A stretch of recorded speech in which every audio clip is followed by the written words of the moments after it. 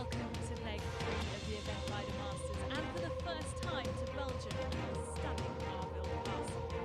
Set within the walls of the 400-year-old family estate of Leaderboard, it's no wonder 9 of the world's top 20 riders are here. This is eventing reinvented. This is the Event Rider Masters.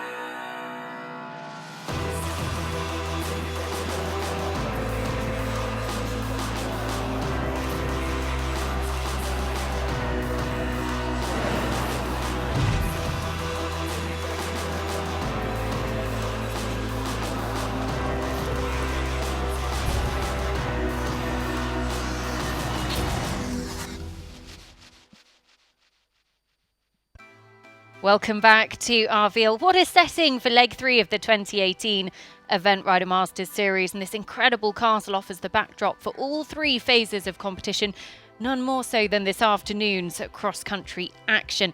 It's a hugely competitive field as well, 5 former leg winners, both previous series champions, and 11 different nations in total represented. It is a wide open field, and we won't know the winner until the last horse crosses the finish line a little bit later on this afternoon. All of the action will be brought live to you, some incredible cross-country action to bring you, and we will be with all the behind-the-scenes action as well. So welcome back to Arville. We hope that you're settled in for what is going to be a brilliant afternoon. In the studio with me, Derm Byrne from Echo Ratings. Derm, we've not been disappointed with the dressage and the show jumping, and we've got even more to look forward to this afternoon. Yeah, exactly. 2 brilliant, influential phases already, but this is the one that I think is going to be the most influential. At this track, up until now, it's a 50% clear jumping rate, and the fastest round we've seen on it in 5 seasons is 12 seconds over the time. You're going to need speed, and you're going to need to be able to jump clear. There's lots of talent in the field who can, but who's going to do it? Well, who will do it? We will watch this space. But before we get underway with the cross-country this afternoon, let's just remind ourselves of all of the action in Wiesbaden in leg 2 a few weeks ago.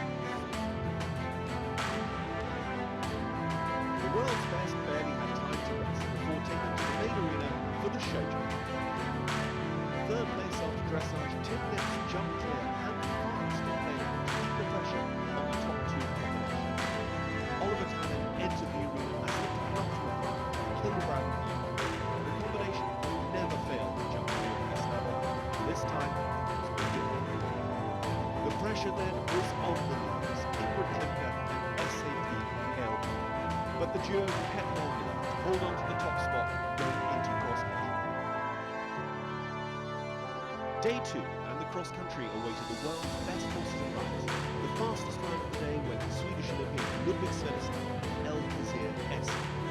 Jumping clear in 5 minutes 45 to become the only combination to finish on their dressage score, 37.5. 2016 Masters Series winner Tanner riding Kilbrand completed the course in 5 minutes 56. 6 seconds over the optimum, finishing on a score of 25.2. Attention then turned to Ingrid Limke with SAP. In a nail-biting finale, the current European champion clinched leg 2 title with a time of 5 minutes 54 seconds to finish on 23.8 to become the Queen of Wiesbaden and winner of leg 2 of the Event Rider Masters. Ingrid Limke, SAP Hailbog OLD, 4 seconds over the time, 23.8.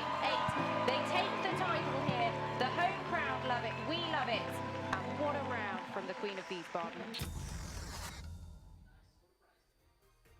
Well, after 2 legs of the 6 in 2018, this is how the series looks. 5 of the best 6 performances count. Remember, Tim Price, 2 counting scores already on the board for him, and he is primed to add a 3rd to that here this weekend. Oliver Townend, that 2nd place at Wiesbaden, and he's primely placed again here today to challenge that lead.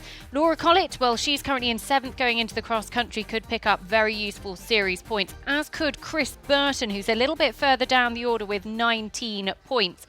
But it is all to play for Chris on the cross country this afternoon. Pivotal point in the series. So let's go down to Hannah, because the tension is building for the leg and the series out there, Hannah. Yes, it certainly is, Nicole. It is the most stunning course. I'm here on fence number 2. You can see it spans all across the valley here in Arville. We've got 25 jumps. We've got 6 minutes to do it in, and it's a 3,420 metre course, and the crowds are out in abundance. Well, we'll be getting underway with the cross-country. First horse will be due at 1:30 Central European time. But yesterday it was all about the style, the grace and the elegance of the dressage. Let's take a look at how all of the action unfolded in the first phase. Day 1 of the 3rd leg of the Event Rider Masters, and 32 of the world's best horses and riders have arrived in Belgium for the Concours Complet Derby. The horse is serious and he's got so much ability. I'm thrilled to have him back competing. I mean, he's given me a really good feeling yesterday in the warm-up, so I'm confident. But yeah, can't wait to get going. Double 4-star winner Janelle Price riding Cloud Dancer earned 24.7 from the dressage judges, a score matched by Oliver Townend and Kilnabrad and Evo. The British and Kiwi riders sharing 3rd spot on the leaderboard after this opening phase. Australian rider Chris Burton and Polystar performed an exceptional test to score 23.6, taking over 10 marks off their Wiesbaden score and putting them in a fantastic position going into their forte, the jumping phases.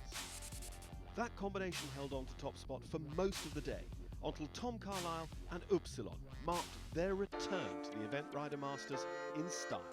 Good outline, relaxed. I mean, this is very, very good. The current ERM dressage score record holders performed yet another superb test to score 23.3 and lead the pack, but by just 0.3 of a penalty going into show jumping. Yeah, no, he was good then. Come on, you've got to give me more than that. He was his usual self, and he's got that spark that others don't, and he's on his job. Well, yesterday, all about the dressage. This morning, all about the coloured poles of the show jumping, and my word, did the leaderboard shuffle. So let's take a look at a few of the key moments, Derm, because Chris Burton, he was 2nd going into the show jumping, and he duly delivered the clear round that he needed. Yeah, Polystar is a very good record, and we're going to be talking, I expect, a lot about him across the afternoon, but he needed the clear round here. This was the place where he was going to give himself the platform to really deliver where his influence is going to be felt most, which is cross-country speed.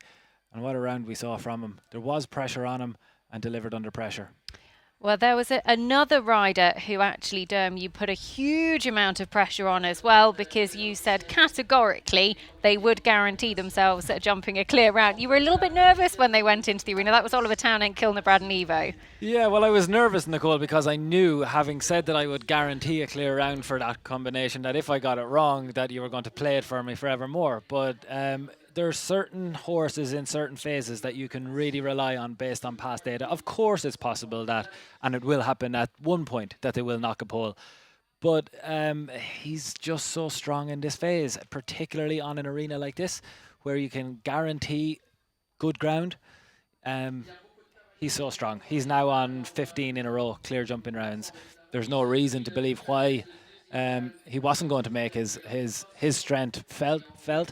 I suppose the thing we got from him when he was in the studio with us earlier, Nicole, is that he was hoping the show jumping would be even tougher, because that was going to, I suppose, rule out some other combinations. There was 10 clear rounds over the course of the morning, so he probably didn't get the influence he wanted, but he did his job. Well, the one that we thought was going to really challenge Lee was Thomas Carlisle. Upsilon, this is where it started to go wrong for Tom, and it was an expensive round that ultimately took him out of contention. Yeah, it was an expensive round, but look at that. I mean, I don't think it changes anything. He was probably just a little bit fresh. I mean, you can see it there. That was the moment that, I mean, the dramatic moment. And we've always had drama from Upsilon in terms of his show jump, and we did have it at Chatsworth as well. But what did he do that day? Went clear inside the time and climbed all the way back to the podium. Well, let's take a look at the leaderboard. This is how things look after the first 2 phases of competition, and it was all change in the show jumping. Chris Burton moved up with that good clear round in the show jumping, so he will be the last out on the cross country. Gemma Tattersall, a very good clear round for her. She really delivered, moved from 10th after dressage up to 3rd onto the podium. Other notable performances, Laura Collett, of course, chasing those series points, London 52. A very good clear round from her. Bit of disappointment for Karen Donkers and Jalapeno, who dropped out of the top 10 with a pole down and 2 time penalties. But a good round for Marcio George and JCR winner, who were clear for Brazil. Teresa Vikland, who was in the top 5 coming into the show jumping, unfortunately an expensive round for them, as was Ebba Adnovic and Carlos. Izzy Taylor, Direct Tallior and Cruz not presenting in the show jumping. So as we head into the cross-country dome, you've already touched upon it a little bit here in Arville, but it is an exciting venue for us in so much as we don't really know what we're going to expect with a field of this class. Yeah, a couple of things that are hard to work out right now. Let's be honest. On all the data that we've had, everything that we've got to go on at the moment, the fastest clear round at this venue is 12 seconds over. So from what I can see so far, it's going to be very influential. Why are we putting an asterisk there? Because we've never had a field of this quality. Upsilon has never taken it on. So I can't say yet that how influential it's going to be, because we just haven't got the read that we would have from a place like Chatsworth, where we know the fast combinations have taken it on and not made it. We've got fast horses, we've got brilliant jumpers. I do expect both of those stats to change today. Someone will make the time. 6 minutes, it's going to be tight. I think there's probably only 1 or 2 who can do it. 1 or 2 who can do it. Well, we'll come back to you on those horses in just a minute, Dan, because we know that they could be really climbing that leaderboard. But one man who we've had the opportunity to really get a closer look at this weekend, and we feel privileged for it, because they're often competing on the other side of the world, and that is Kiwi superstars Clark Johnston and Balmoral Sensation. I first got into riding when I was about 12 years old. My sister had a pony and did riding, and I sort of got conned into it one day having a go, and I just loved it. Immediately took to it, and from then on, really every day my focus has been on riding. We're really lucky to have a lot of amazing role models in New Zealand eventing. Nice to have Mark Todd and General, some of these guys were at the top of their game, and when I very first began riding, so watching them at the Olympics and things, I just feel is what I really wanted to do. I've known Balmoral Sensation for about 4 years now. He's been to the Olympics with me, been to Europe in 2016 as well, so this is our second trip to Europe. He's got more air miles than most horses, that's for sure. He's an amazing horse. He's extremely generous and talented, and I feel very lucky to get to ride him. He's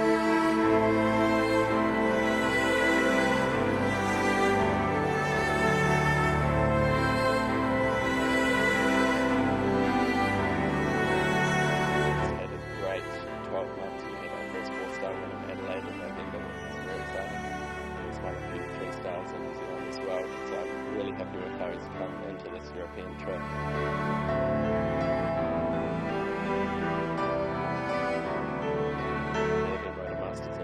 Is one of the 2 main qualification events that I've chosen to do this year for the World Equestrian Games, so it's crucial for me. It's been the focus for the whole year, and really looking for a strong performance here to hopefully impress the selectors, and hopefully win some money too. It would be nice.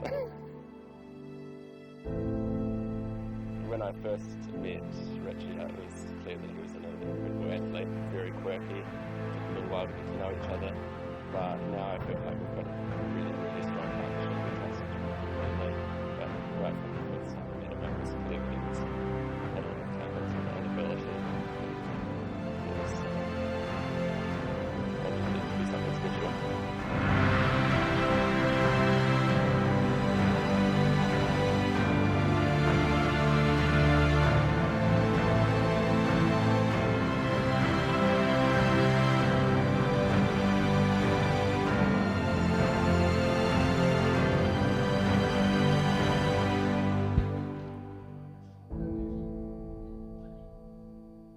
Clark perhaps a little disappointed with his dressage, but a super clear round in the show jump pulls him right up into the top 10. You mentioned speed's going to be influential this afternoon on the cross country. We're going to take a closer look at the course in a moment, but who have we got that can challenge that time? Speed horses, you won't be surprised to hear the big two names that we've been talking about from the preview show right all the way through. Upsilon and Silverbrinn Evo are the two that I will be keeping an eye on in terms of speed. There's also Sarah Cohen and Treason. We saw a very fast round from them at Wiesbaden, 1.2 time penalties there. Keep an eye on Treason. He's a little bit further back in the field, so he's one that might give us a read if you're looking at what might happen a little bit further on. And of course, Janelle Price, Cloud Dancer is there. And how can I not mention the fastest rider in the world? He can make the time on any horse, and that's his biggest strength, Polystar. There's 5, I'd say, really who will challenge the speed. The early ones are the ones that are going to give us an idea on how to speed. I'll alert you to that as soon as I find one. The first one out, I'll tell you, this is the one to keep an eye on. Well, we'll be watching this space, but why don't we take a closer look at just what is in store for each of our combinations a little bit later on this afternoon.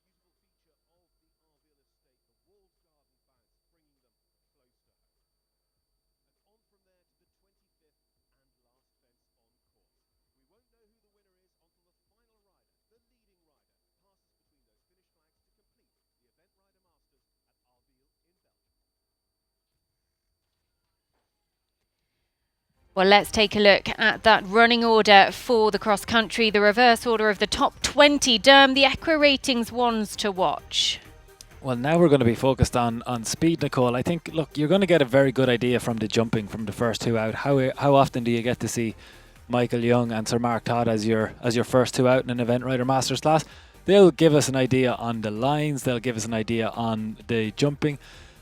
I think there you go with Sarah Cohen and Treason is probably the first one that'll give you a real good indication around the speed, because there comes a point where people begin to say, okay, no longer am I running just for experience, I want those points.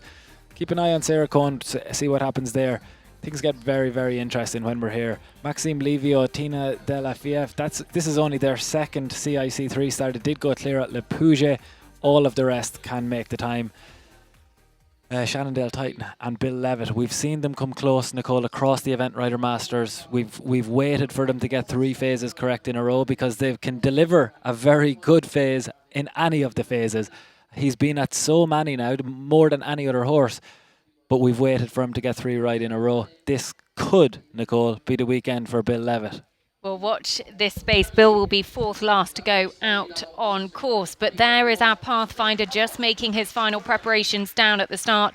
None other than the current world number 6, the reigning Olympic champion, Michael Young. He comes forward with Corazon, and a horse who isn't overly experienced at this level. Finished inside the top 10 at Wiesbaden, but unfortunately didn't quite deliver in the show jumping today. 3 poles down, and I think it's safe to say Michael set out at a relatively leisurely pace, not chasing that optimum time of 6 minutes, looking to give the horse a bit of experience and mileage. So a couple of nice inviting fences to get them underway before the Dealan chair at 3. And I mean, as what Derm was saying, a brilliant opportunity to see such a pathfinder out on course, because no better man on board. Corazon, a real talent for the future. He went quickly in Wiesbaden, doesn't look to be chasing the time, as I say, today. So one that'll just give us a really good indication of the course. This is the first question on a curving left-handed line. Very easily done through there, not really pushing too quickly, but set at a deceiving angle, the second of those houses. And then a long run, an opportunity for some of the riders to really open up on the accelerator at the early part of the course, to make up a little bit of early time perhaps, as they come to the Stiefex Oxes at 5 and 6.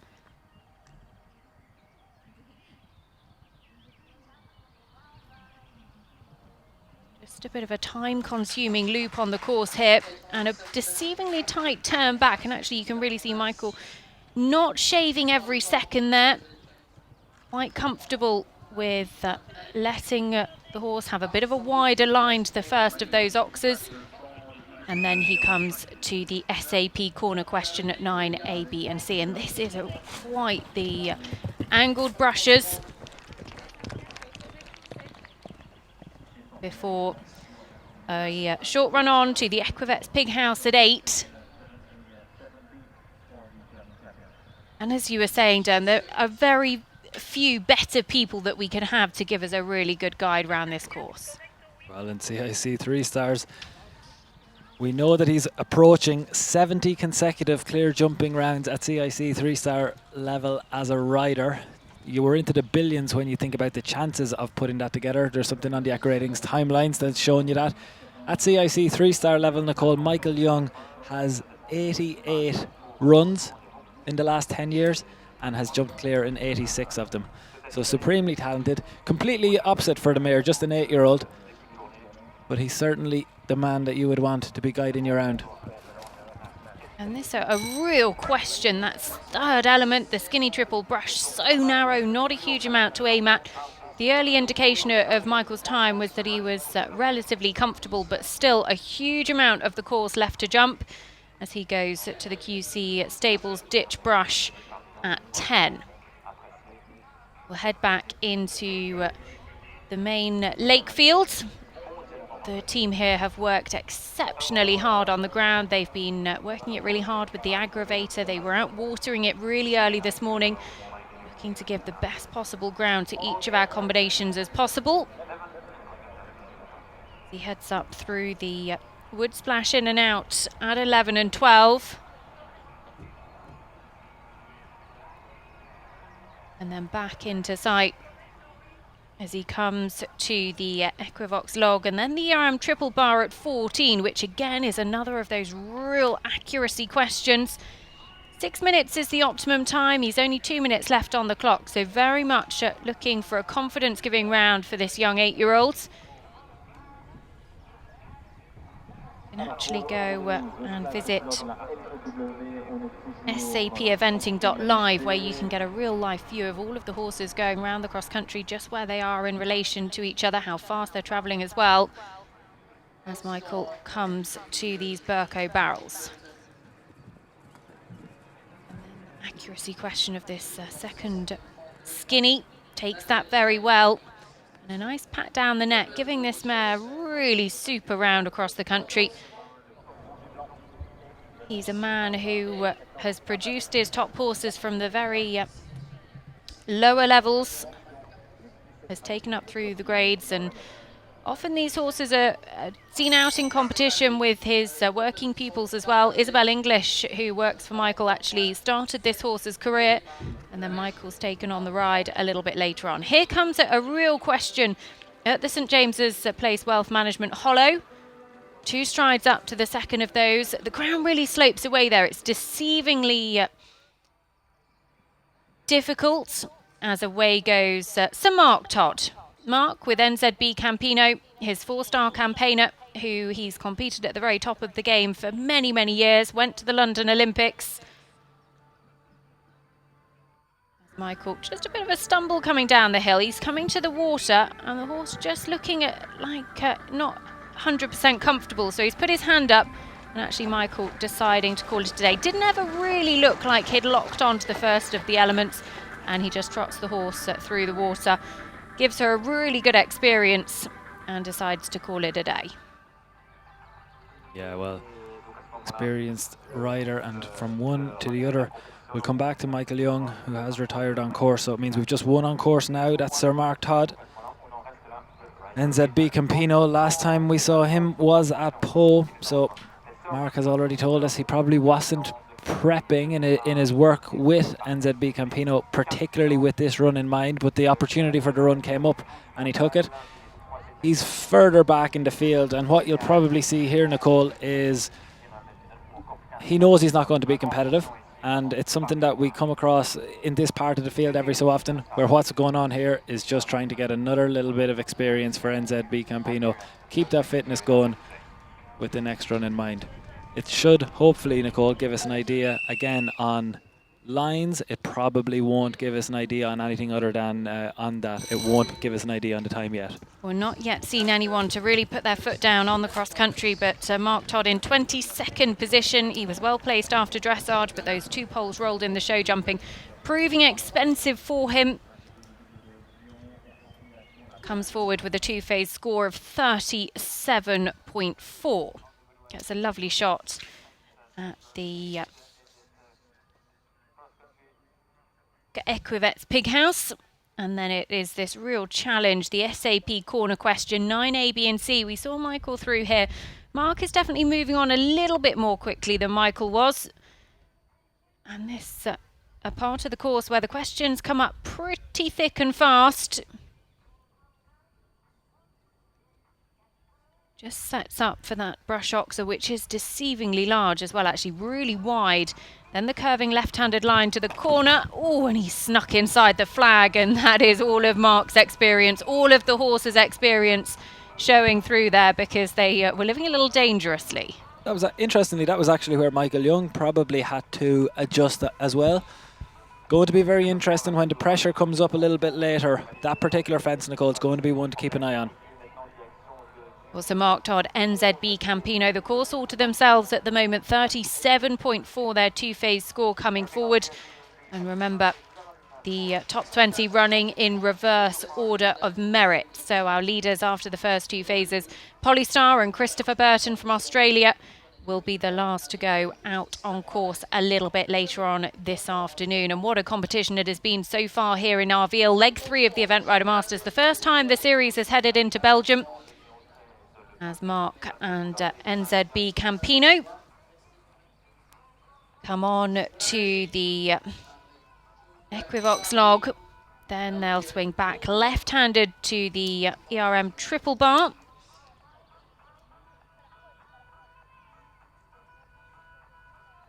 The undulations here really are quite deceiving, because the rolling hills, the parkland has been used to all of its advantages for Rudiger Schwartz, our course designer. And the Burko barrels, 15 A and B, just on the one stride. And actually, that's really interesting. NZB Campino just glances off to the left of those, and he looked a little bit unsettled in his line at the SAP corner question earlier on. And actually, that just paid the price there, because he just slipped out the left-hand shoulder. And Mark doesn't give him the opportunity for him to do so again. And sets up, gets the triple at the final element. So let's take another look at that, because he just didn't commit to the fence, the horse. He wasn't ever really going to jump it. You could just see him looking out the left of his side. And unfortunately just ran out the side door. So 20 jumping penalties to add for Sir Mark Todd and NZB Campino as they go on to the St James's Place Hollow at 17. And Mark, you can see him just really giving the horse a reminder going in there. Says, nope, come on, you know the job at hand. Well, it's interesting, Nicole. You do hear some of the top riders talking about how difficult it is to take a slow, controlled round from a jumping point of view. A lot of these horses, particularly a horse with as much 4-star experience as NZB Campino, it almost confuses them a little bit sometimes when they're not being pushed at their absolute limits. And you can see here It's absolutely another fitness round or an educational round. But you can see here, Nicole. Well, that is really interesting because NZB Campino really just said no there, didn't he? He was very emphatic in his opinion of the fence and does drop down in this time. Mark continues on, gets the skinny brush at the final element. He won't be pleased with that. I mean, we're not talking about an inexperienced horse. We're talking about a horse with 18 CIC 3 stars already under his belt. I would think it's nothing other than, not probably. Well, it'll be interesting to get Mark's opinion, but I would think it's probably just taking it easy and just acting up a little bit. Here we are, Therese Vickland. Well, Diabolique was so impressive in the dressage yesterday, 25.8 in 5th position. But not the easiest of rounds in the show, jumping 13 to add takes her out of contention in terms of the top of the leaderboard. So she's in 25th place coming forwards, as here is Sir Mark Todd coming home with NZB Campino right through the walled gardens of the castle here. And then this step bounce over the log at the Louvre walled garden at 22A and B. So Mark very much on his way home now. Just the 3 jumping elements remain for him. This is the last real question, a skinny triple brush and the corner. And just interestingly, he ducked out to the left-hand side a little bit earlier on in his round, NZB Campino. Mark was very careful not to let him do the same again. The thing I'm noticing, Nicole, early on, but the corners are going to be influential. The jumping is going to be as influential as the time. This is going to be fascinating for me from that point of view, because it's going to run to the very, very end. Chris Burton and Polystar are going to go under pressure through those corners. They're going to have to get their jumping right. Well, Theresa Vickland just found the 2 strides and the SAP angled brushes fairly tight there, but she went through clear as we're joined in our commentary studio by Swedish Olympian Ludwig Svenestål. Ludwig, happy to have you with us again. What are your thoughts on the course? Yeah, I mean, it's a serious course, well built. It's undulating ground, and I think the time will be very influential. But no, it's a good course, and if you're on your game, you have a good chance of making it. But if you make a mistake, then it will cost you. And the pressure will build as we head into the final 20, running in reverse order of merit.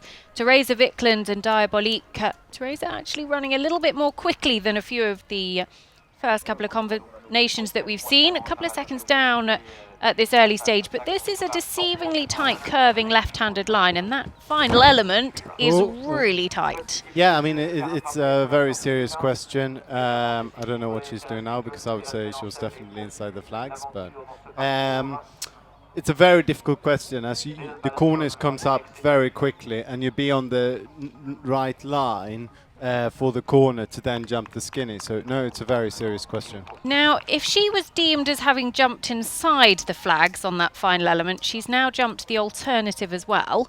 Yeah, so I would say I'm not sure how they judge that, to be honest.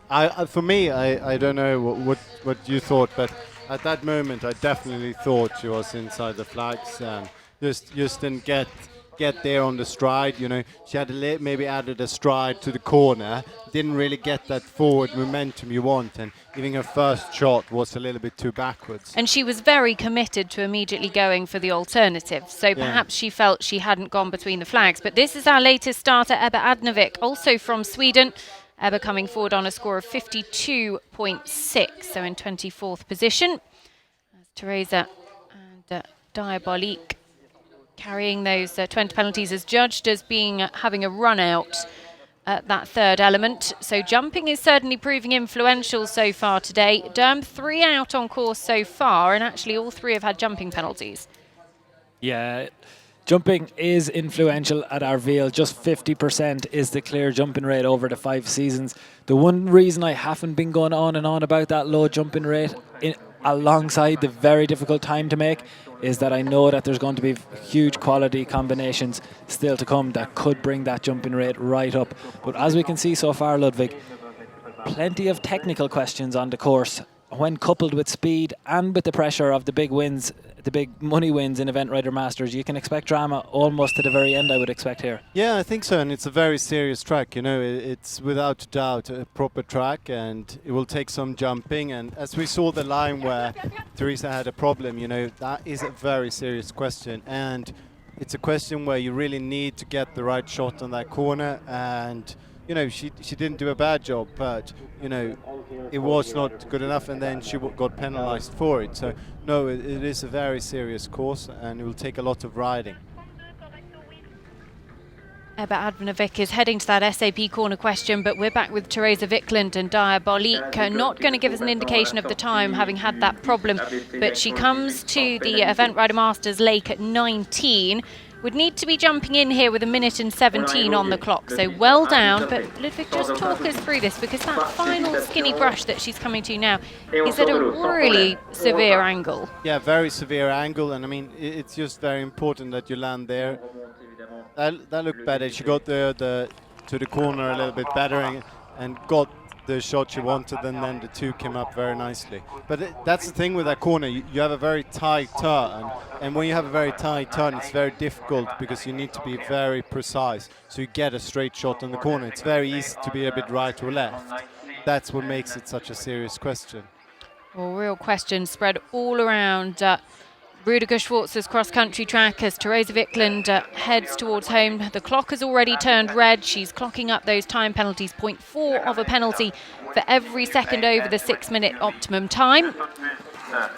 As she comes to the step-up garden bounce at 22. Easily done through there. Yeah, no, she rode that very well, very easy, very good. I mean, now she's taken down the pace a bit, and you know, it's also like once you've taken down the pace, it's much easier to be accurate and do it in that way.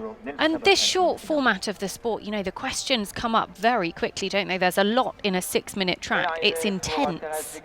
Yeah, and that's what we'll see in the end part with the real top riders, how they can ride very, very fast with very good precision. That's also where it's easy to get mistakes. Like the slower you got, the easier you make the course. It makes a big difference. Well, one man who is really motoring, Nils Trebbe, our latest starter, Montina 4 on a two-phase score of 44.3 in 22nd position. Just so unlucky to roll a pole in the show jumping. But he's really set out like he means business and could give us a good indication early doors on the time. Yeah, has some fast rounds. I mean, 14.4 last time out at Wiesbaden. Did jump clear. That would be kind of Shannondale Titan type territory. That's if you're looking for a read in terms of previous time penalties and what's to come in that group at the very top of the field. Has set off quickly. I mean, you see there, it's a little bit, he went really fast up to that first combination, and then he lost a lot of time in that turn, and that's where you will see the difference between the real top riders, that they will make no difference in speed there, and that's where you really easily lose time. Well, Ebba Advanovic, Carlos, 16 seconds down on the clock, a little bit tentative down into the water there. Yeah. And I think this combination is not so experienced at 3-star, and I think she's going for a clear round. She's maybe not as competitive as she would like, but I mean, it looks very, very nice so far. Well, Nils Trebbe and Montina 4 coming to the question at the SAP corner line that we've seen cause a problem already. Is that 2 strides going to the final skinny brush fairly forward, Ludwig? I would say it comes up all right, but I would say there, you know, you just want a little bit more fluency in the turn. He has got the horse back a little bit too much, and you know, that's where, you know, it becomes, if you want to really make the time, you don't have time for that. You need to take that more forward shot to the corner and ride more fluently in the turn. Well, Ebba Advanovic and Carlos, their clock has turned red. Didn't look to really be chasing the clock the whole way round, but certainly have put in a really good performance, a really strong cross-country performance on their Event Rider Masters debut as they head on up the final hill to the final fence, the top spec welcome home at fence number 25. They go through the finish gates to complete, so they stop the clock 27 seconds over the time. So our first clear round comes courtesy of Ebba Adnovic and Carlos. As away goes Ludovica Manzoli for Italy. Pin-up Demai. 34.9 there, dressage. One pole rolled in the show jumping. Ludovica, making her Event Rider Masters debut, has been a regular for Italy on junior young rider teams over the last couple of years, particularly on this horse. Competed in Mill Street in Ireland last year at the championships. 38.9 their two-phase score, so just outside the top 20 and 21st position as things stand at the moment. I think the time will be very, very interesting to see with the next lot, because like my feeling there with Ebba, the Swedish rider, she wasn't really going that fast. So, you know, it'd be very interesting. We had a 2-star here earlier, and we had quite a lot of people struggling to get the time. Out of 80 something, only 2 people made the time, so it'd be very interesting to see what now happens in the 3-star. But of course, here we have the best of the best, top horses, top riders, and you know, it's very easily that a lot of them make the time. You think the time is easy, and then you think when you see the quality is just so high that sometimes they make it a bit looking too easy when it's actually still a very proper track. Well, Nils Trebe will be down on the clock as he comes with Montina 4 to the Event Rider Masters Lake. 16 seconds down on the clock as he drops down. That right-handed line separately numbered, actually, that skinny brush on the final element. So if riders don't get the shot they want down into the water, then they can choose to turn the circle. Coming up to the angled brushes here. No, sorry, to the corner.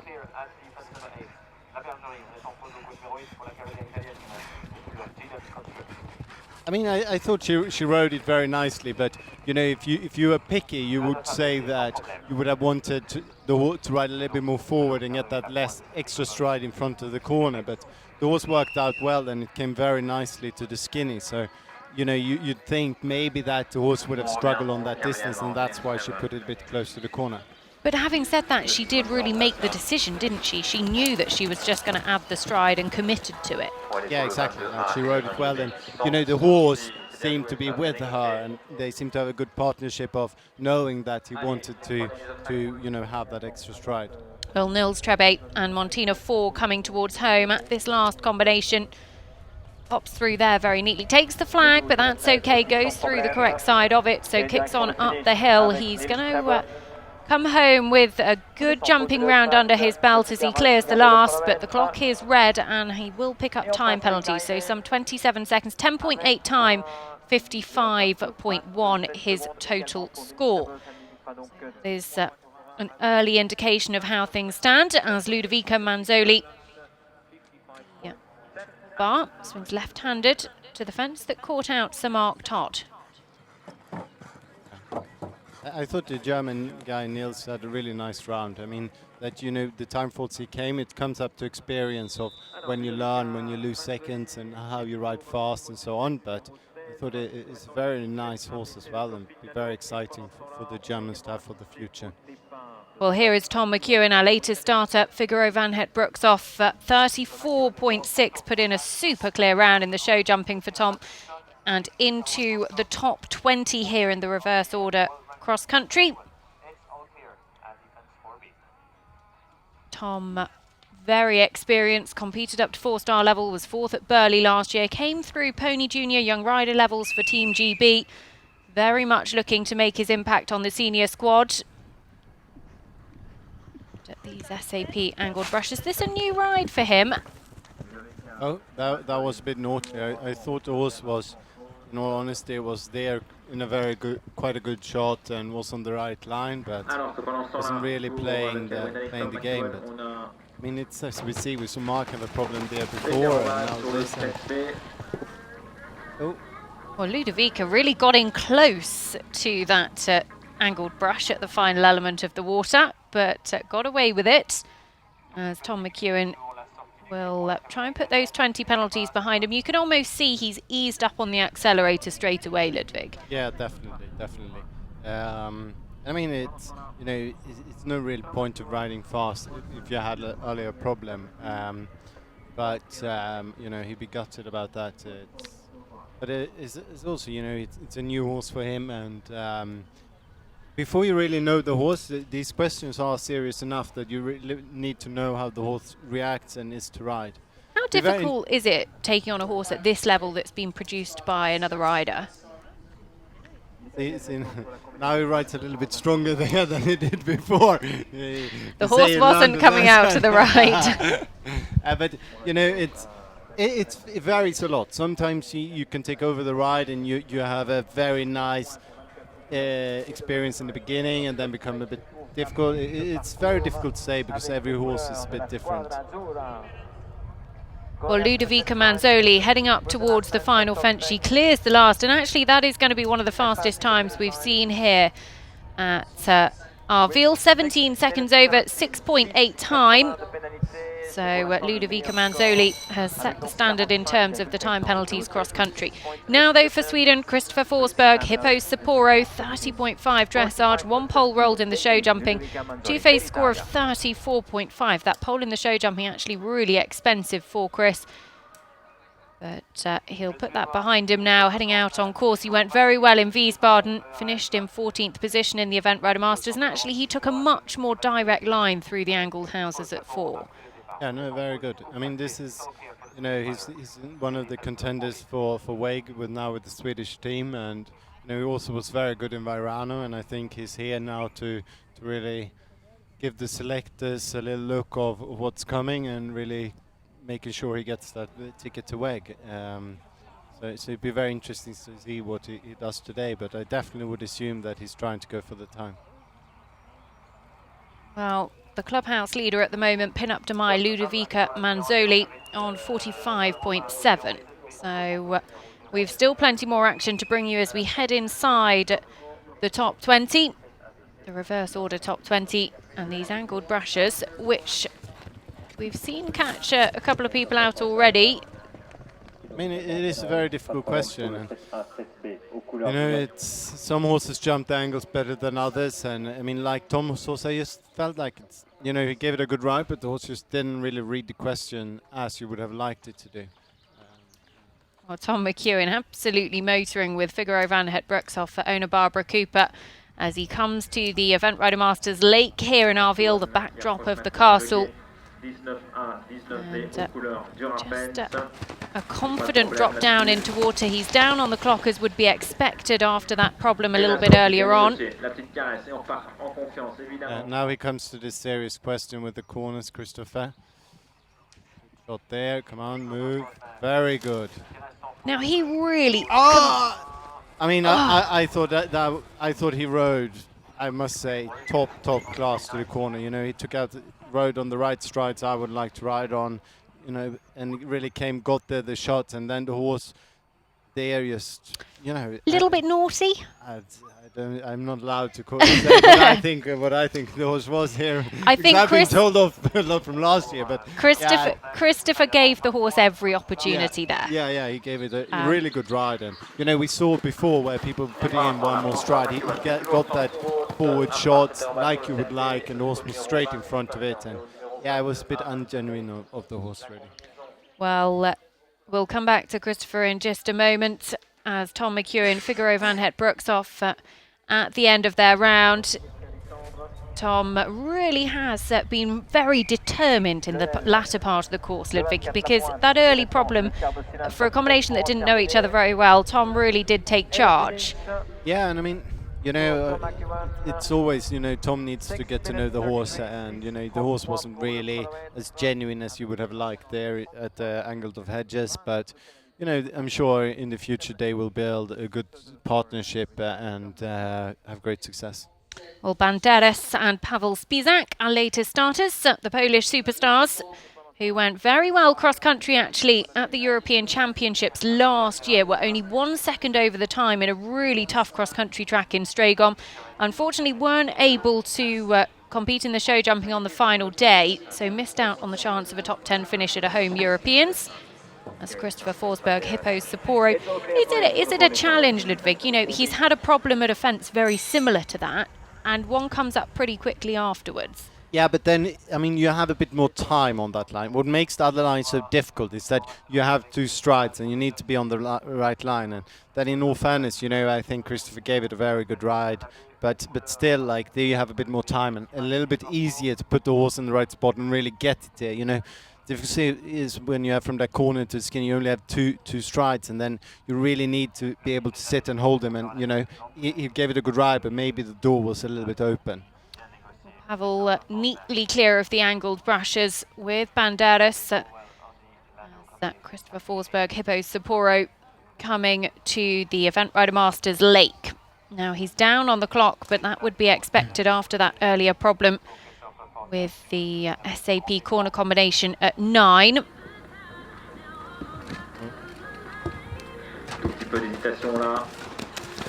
little bit of an uncomfortable jump in. Yeah, but you know, it's sometimes, you know, with these horses, I mean, they're very experienced horses, and as you ride that drop down, you want those to look and not just fly out.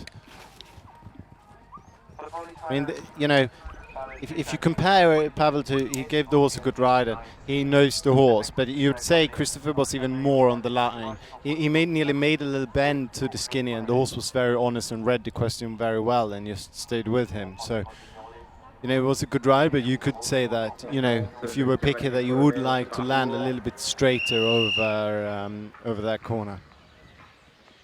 Well, heading towards home, Christopher Forsberg and hippos Sapporo to the Leaderboard Garden bounce at 22. Pops very neatly up there. So heads to the last real question. So 3 jumping elements remain. 23 and 24, that's Skinny Brush and Corner. As away goes our latest starter, which is WTTL Opposition Skylaw, Kirsty Johnston in the plate for Great Britain. Rides this horse for owners John Flood, Denny Russell, John Johnston and Kirsty herself. Pavel Spizak really motoring with Banderas, actually. They're going to be a good indication of that time because they come to the triple bar, pop it very neatly. The Burco barrels. This horse was very good in Kentucky. I think it's a very, very nice horse. You know, I'd really expect them to make the time today. He's been riding a very good run so far and not been wasting many seconds. So it'll be very interesting to see if he makes the time, as you said. Well, we'll get an indication on him shortly as Kirsty Johnston, WTTL Opposition Skylaw, 33.8, an unlucky pole for them in the show jumping. Really knocked them down the leaderboard in 16th position as Pavel heads to the water. Now this is going to be interesting because he needs to be jumping into the water with 1 minute and 17 left on the clock. So he's going to be a little bit down perhaps, but not by a huge amount. No, and I think you can, you know, I'd say he could probably, he's wasting too much time there. You know, setting up. Yeah, you know, that's the thing. If you want to make the time in these courses, you don't have time for that. You know, you really want to come and find a better rhythm. So no, I don't think he will make the time there, to be honest. But he'll be very close. But that's the sort of, you know, when we'll see Oliver and Berto later, you know, the real top lots, you'll really see how they won't barely set up. They will just keep in the same rhythm. And it's deceivingly quick then, isn't it? Because exactly. They just look like they're cruising. Yeah, and they don't set up, they don't waste any time. And that's the trick in these CIC courses. You know, you just need to ride in one rhythm and keep that rhythm. Kirsty Johnston at that corner combination. Now that horse was very honest and really did go between the flags for her there at both elements. As through the walled garden, Pavel Spizak Banderas is kicking on towards home. He's the fastest we've seen so far. He's not going to make it home inside the time, but he's certainly not hanging around. Yeah, and I mean, that's where he wasted his second, I'd say, and that it is very, very easily done. But that's what easily happens. Well, he's going to be some 9 seconds over the time, so 3.6 time, 37.7. Fastest round in Arville, though, Derm. Fastest round that we've seen so far. That's fastest round that we've seen in any CIC 3-star so far, Nicole. Dead right. Very good spot. Here's another one coming out. Marcio George, JCR winner. We saw Marcio on MCJ, on Colonel MCJ. That is one of his fastest horses. We've seen him delivering some fast rounds. The question we're asking on Stacks is, will he finish with less than 10 time penalties today? He's going to have to be one of the fastest rounds if he's going to do that. Back to Kirsty. I think, this is a very nice horse. It was very genuine there at the corners before. But it's a very difficult line, and that's very easily what happened, if you get between the 5 or 4 strides. Now it's a bit easier, and she could easily give it a little bit better ride there. And it's a real partnership between horse and rider. Kirsty and opposition Skylaw know each other really well, so it's brilliant that actually they help each other out. Yeah, and that's the thing, we saw with Tom earlier, he had a problem, he gave the horse a good ride, but maybe didn't really know the horse as well as Kirsty done. I think she'd had this horse from the beginning and probably bred by her family. So yes, bred by the family. Yeah, so she would really know this horse inside out, and the horse would know her. And, at these courses it makes a big difference, and it's even how close you need to set up and all that sort of things. And actually Kirsty again isn't going to be a million miles off the time. She's a little bit down on the clock, but not hugely out. Perhaps a few seconds slower than Pavel was at this stage of proceedings. 13 seconds down on the clock as she drops down into the water and gets a good shot out to the angled brush. Yeah, no, she gave that very good ride there, and very smooth and very nice. Well, away goes the Brazilian Olympian Marcio George with the JCR winner. 33.8 this combination scored in the dressage. Put in a super clear round in the show jumping this morning. And I think Marcio definitely needs to kick on, because I said he's going to make the time on in my stacks. I'm not sure he looks that fast. Well, he's already 5 seconds down at an early part of the course. There he decided to put it. I lost my stack now, I think. Now, that is a really interesting one, because we've seen a few people having a problem there. We'll come back to it in just a second as Kirsty Johnston, WTTL opposition Skylaw, heading towards home.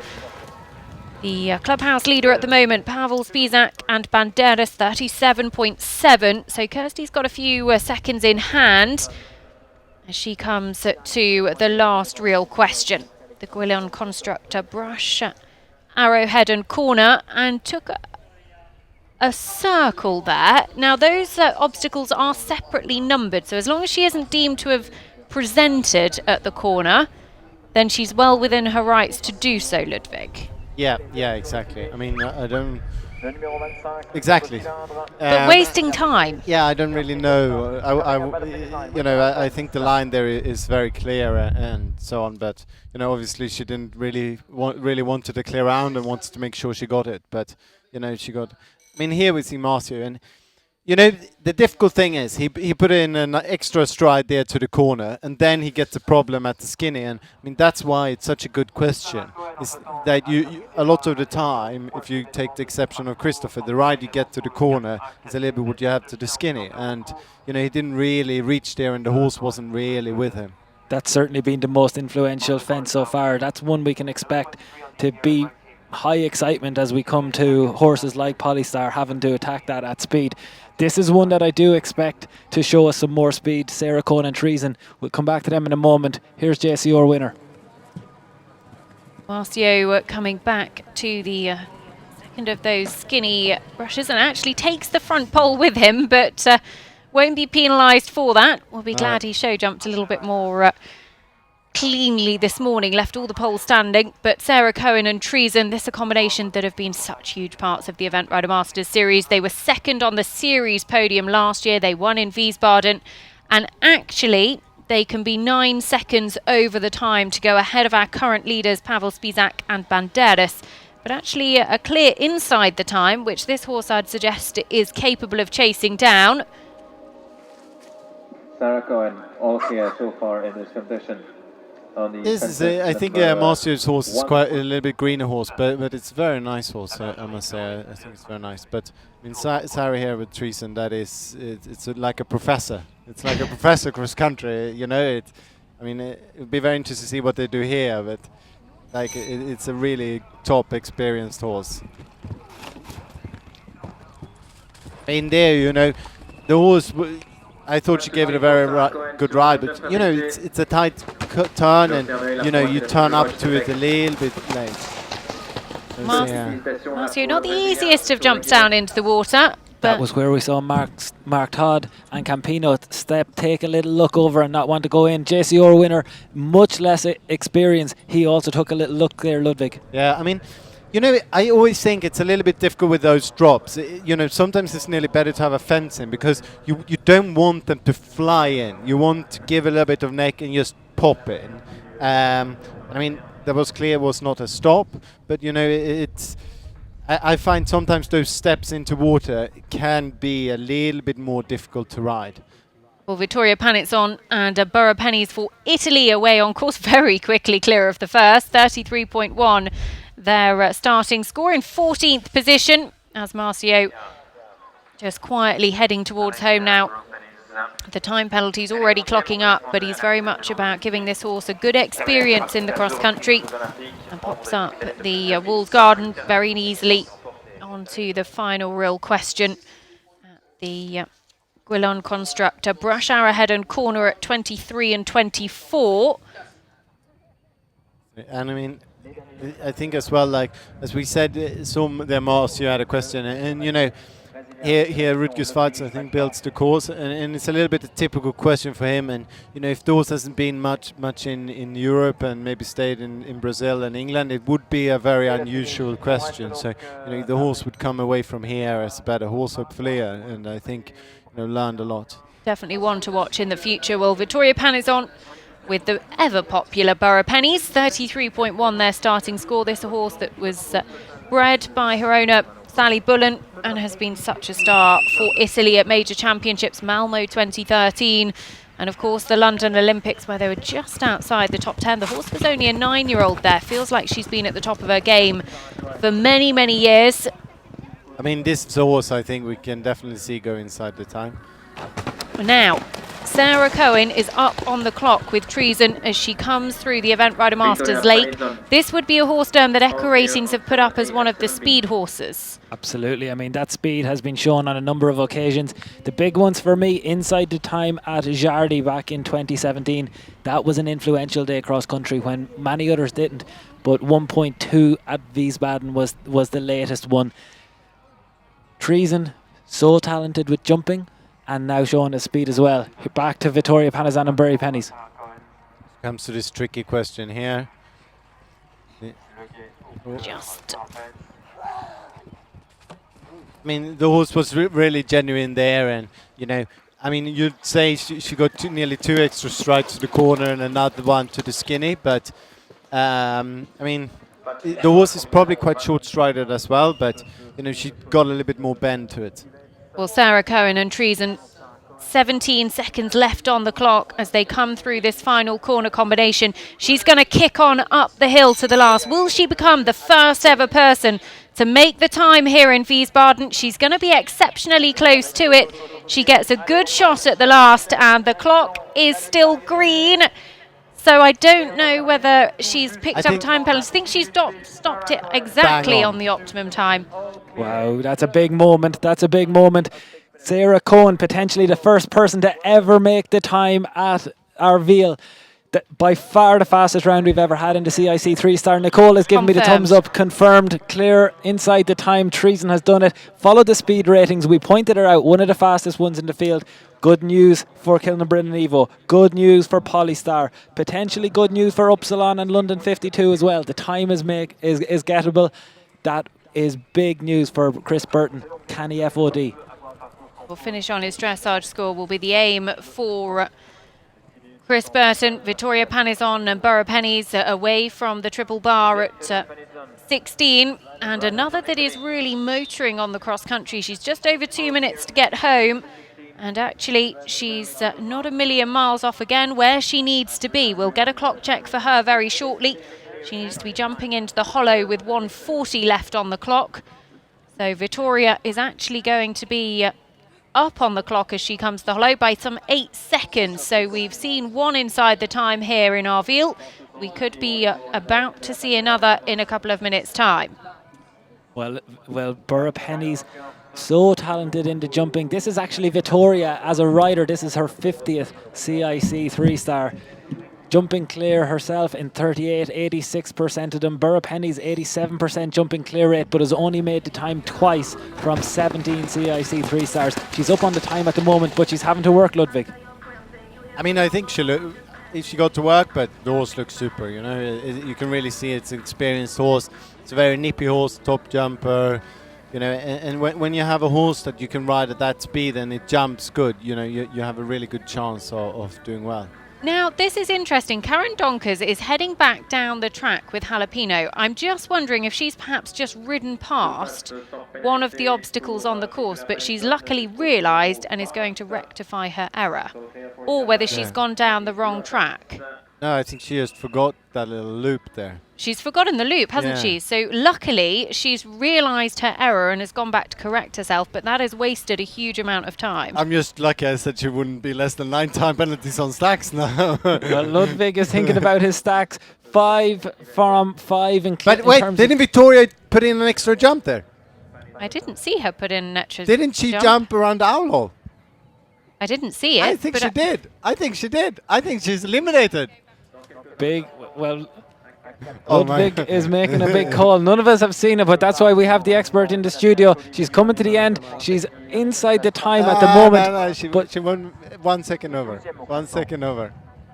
She's just going to be 1 second over, so she's not made the time.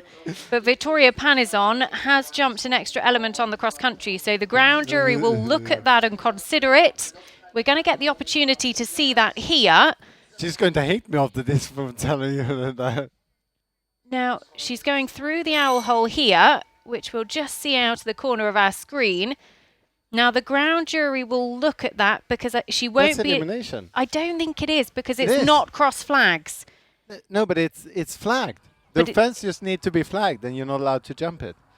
They need to have taken down the flags for you to be allowed to jump it. That's a very good point. We will watch this space. In fact, yes, it is showing up now on the live scores. Ludwig has eliminated Vittoria Panizon. Drama here in Arville. I mean, that is devastating, Ludwig. For when you know, this is big prize money, and the time is going to be very influential. She's just delivered a brilliant, clear jumping round, 1 second over the time, second fastest time of the day, only behind Sarah Cohen and Treason. For that to be eliminated, that's a massively crushing blow for Vittoria. She probably lost 5 grand there, you know. But now we have the French rider. Don't really know this horse. Which is this an experienced horse or yes, Donatian. Well, Pivoine des Touches, Donati and Choly, our latest starters for France. 32.2 their starting score, just outside the top 10, as that is the lady that is currently at the top of the podium. Sarah Cohen, the one to beat at the moment, the first person ever to make the time here in Arville, Hannah. Sarah Cohen, first person ever to make the time here at Arville. What a superb round. He was great. He was just in cruise control the whole way. We know each other so well, and he just cruised. Yeah, we have total trust in each other, and we had a fab time out there. You made it look very easy, I have to say. He makes it look very easy. Yeah, no, we're a good team. We're a good team, and I had a bit of pressure off my son because he got a podium finish in his first taekwondo competition yesterday. Well done, Alfie. And so he's put a bit of pressure on me too. But I mean, how long we'll stay here, I don't know. It makes the pole in the show jumping even more frustrating because it was totally my fault. But hey ho. Proper sporting family, love it. Yep, bring it on. Well, drama for Donati and Choly and Pivoine des Touches. Is there another to have a run out at that influential SAP corner combination at 9? So 20 penalties takes Donatian out of contention. Karen Donkers, Jalapeno 32.7. They could have gone ahead of Sarah Cohen, but she had a problem with her internal sat-nav, should we say, and unfortunately wasted quite a bit of time out on course. So Karen can't challenge the lead, which means Sarah Cohen is guaranteed a top 10 finish. I mean, Karen there, I think she set off pretty steadily. You know, she had a fall in Wiesbaden, and I think this is one of her first shows back. So, you know, I think she just wants a nice clear round, to be honest. Well, Donati and Sholey carrying those 20 penalties with Pavoine Détouche takes him out of contention as well. So it is a huge drama here as we head to the top 10 in Arville Leg 3 of the Event Rider Masters, running reverse order cross country. Nicole, I talked at the start about how influential the jumping has been at Arville, 50% over the last 5 years. I talked at the start about how influential the time has been. I wasn't ready to put them both together. I wondered how, like with a very talented field, Ludwig, would they go and completely blow those stats apart? They absolutely haven't. We've had a massively influential cross country and still more to come. Yeah, but I think we'd be very interested to see the last 10, because I must say I've been a little bit disappointed with the riding to the corner, for example. I think they, without a doubt, haven't ridden it as I've walked it. And okay, it's very easy to sit here in the commentary box, but they're definitely, you know, it's a forward stride, and you know, but okay, Christopher rode it beautifully and still got a run out at the corner. But you know, the course is built to ride that forward, not to make an extra loop with extra strides. And well, this is the next combination to lay down their challenge. It is Katja Weimann, BP Cosmopolitan 32.2. Well, this is one I'm expecting to jump clear. Let's see them go take it on. 9 from 9 cross country jumping clear rounds for BP Cosmopolitan and Katja. So very experienced in this phase, very good jumpers. Should be a good jumping clear round. Will they be quick enough, Derm? They can be 3 seconds over the time and go ahead of Sarah Cohen. I don't think they will be quick enough, but I'm taking that read from Wiesbaden. 10.4 time penalties at Wiesbaden. Compare that to Sarah Cohen, 1.2 time penalties at Wiesbaden. It's great to have those competitions so close with so many riders and both to get a read. I don't think they'll take over the lead based on time, but they've got to jump clear first. The record suggests they can, but that's an easy thing to say from here, as you say, Ludwig. You've got to be out there riding it. Yeah, and it'll be interesting to see you know, if she rides the forward line or what he does here, because she's taken a wider approach than some of our combinations that we've seen. Yeah.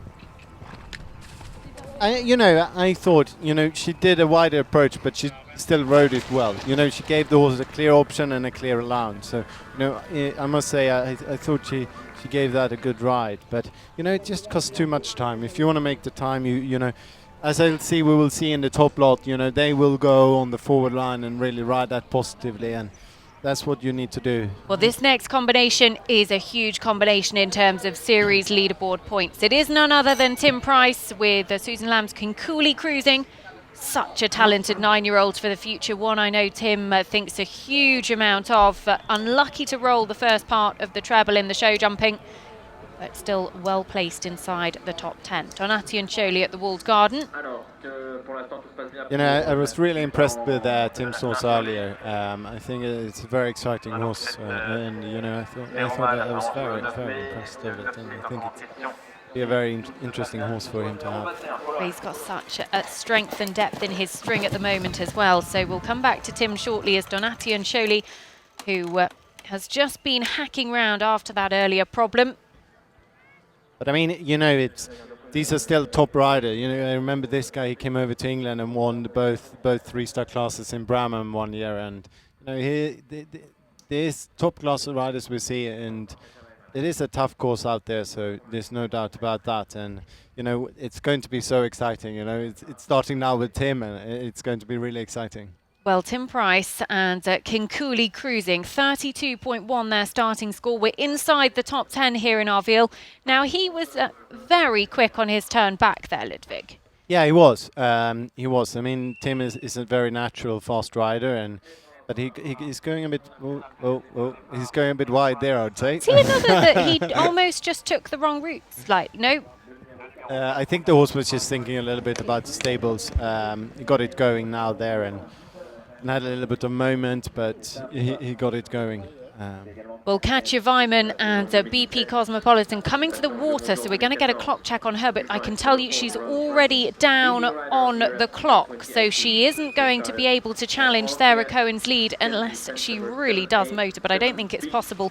She's going to be some 25 seconds or so down as she comes to the water. 26 seconds down on the clock. She's only got 3 seconds to be able to add to her score to stay ahead of Sarah Cohen. Now, Ludwig, Sarah Cohen, she said Mr. T, as he's known at home, treason in cruise control. Let's just stay with Tim through the SAP combination. Oh, now... I thought there, he did give it a wider line to present the corner, did a good job, but the horse just went a little bit careful over the corner, and just didn't look a little bit too much, and he managed to get it in there, but then he just went a bit too wobbly to the skinny and didn't really lock on. In all fairness, I thought he supported the horse very, very well and gave it a good ride, but... Well, yeah, it's a tough course out there, there's no doubt. And I mean, Tim is won 4 stars, he's one of the best jockeys in the world, and it really shows how tough this course is. Well, there is certainly plenty of change in the leaderboard as we're inside the top 10 here, and Katja Weimann isn't going to be able to challenge Sarah Cohen's lead. She's going to stay at the top of the podium for a little bit longer because the time penalty is clicking up, but she has put in a really assured jumping performance, which Echo Ratings said she would do. Yeah, very pleased to see that coming through. Another round under their belt. So now 10 from 10. CIC 3 stars. 100% record in the jumping phases. I did expect the time to be challenging for them, but I'm glad they got the jumping right. Back to Tim Price and King Cooley Rising. That 20 penalties massively influential potentially for the series. They're currently leading the series. What I suggested was they needed somewhere in hopefully the top 10 to be able to keep that momentum building, keep the points going. They're going to be outside it at the moment, but there's still people behind them that could slip up. Well, Tim Price, King Cooley cruising at the triple bar, coming to the barrels at 15 A and B. But news just confirmed, Vittoria Panizon has not been eliminated. So she was 1 second over the time, and Vittoria heads to the top of the podium. Sarah Cohen down into second. Drama. Vittoria Panizon, hairy moment there for a moment. You go into the top spot, but you did an extra element. I'm going to be in big trouble, I'm sure. I apologise. That's embarrassing. I would have made the time if I hadn't done that. It's really annoying, but I'm delighted. That's about as fast as I've ridden for a while, and it was such a thrill to kick on. And, well, she's amazing. She'll jump anything from anywhere. As long as I growl at appropriate times. And that was really fun. Congratulations. Thank you. Well, Vittoria enjoying the top of the podium as Tim Price, King Cooley cruising coming to the water. Fortunately carrying those 20 penalties. Actually, that doesn't take him too much out of contention. If he can finish inside the top 15, then he still gets good series points to add to his card. But I think the time is going to really take its toll. But here's Clark Johnston, Balmoral Sensation. Now that horse is hugely experienced, and they showed it there. I mean, now it's starting to become really, really exciting. With Clark out, this is a horse he was very good with in the Olympics. I would say one of the more experienced horses in the field, the first of the really experienced horses. I mean, you could see that the horse had the experience there in comparison to maybe Tim's horse, who went a bit green there. But now it's starting to become really exciting now, I think. Well, Tim Price, King Cooley cruising, heading towards the walled garden at their way home. So just the 5 or 6 jumping efforts remaining for them. And Tim, the clock has turned red. Those penalties that clock up very quickly from here on in. So that's going to take him out of contention and will likely take him out of series points here in Arville as well. That could be crucial, because think about who's still to come. They're all big players in the series. Laura Collett's on 24 points. Anywhere in the top 10 gets her very influential. Well, Clark Johnston, Balmoral Sensation, on a score of 32.100. Clark so disappointed with his dressage yesterday because felt he could have squeezed a few more marks out of the judges, but a super clear round in the show jumping. sees him ideally placed for a climb up the leaderboard with a fast clear round. In 9th position coming forwards, and we'll get a clock check on him very shortly, because he can be 3 seconds over the time and go ahead of the lady who's currently sitting on top of the podium, Vittoria Panizon. And I mean, he's really going for it. There's no doubt about that. And he's here to get his weight tickets for the New Zealand team. So, you know, he's flown all across the world to come here. And, you know, that's the kind of show we have here. Really world-class field. Well, Thomas Carlyle and Upsilon, they were our dressage leaders. So disappointing to have 2 poles down in the show jumping for this combination. 31.1 the two-phase score. Still inside the top 10 in 8th position coming forward. The reverse order of merit cross country. And Upsilon, that super round at Barbary last year to secure the lowest ever Event Rider Masters finishing score. We'll come back to him shortly. Clark Johnston's a few seconds down on the clock, just a couple of seconds, so he can actually go very close to going ahead of Vittoria Panizon. Remember, he can be 3 seconds over the time to go ahead of Vittoria. I mean, he can make the time, but it's going to be very tight. Thomas is really motoring here. This is the big one for me. He did have a dramatic moment in the show jumping. The same happened at Chatsworth, Nicole. He went clear inside the time at Chatsworth and climbed all the way back to the podium. Can he do it today? Yeah, it'd be very interesting. Well, Upsilon, Thomas Carlyle, he rode a very forward line around from the box hedge, Ludwig, and just didn't lock onto that corner. No. I mean, I thought Thomas rode, maybe he was a little bit too tight, the line, but... Oh, running past to the left-hand side of that triple brush as well. So Thomas Carlyle, not his weekend at all. And Upsilon, a couple of problems out on course. So 20 penalties for the first refusal, 40 for the second at the same fence. But Clark Johnston is coming towards home. Balmoral Sensation. The clock has turned red. He's not going to be quick enough to go to the top of the podium. Can he make it onto the podium, though? He's going up through the finish, and 36.1 his score. Clark Johnston, Balmoral Sensation, will go 3rd at the moment.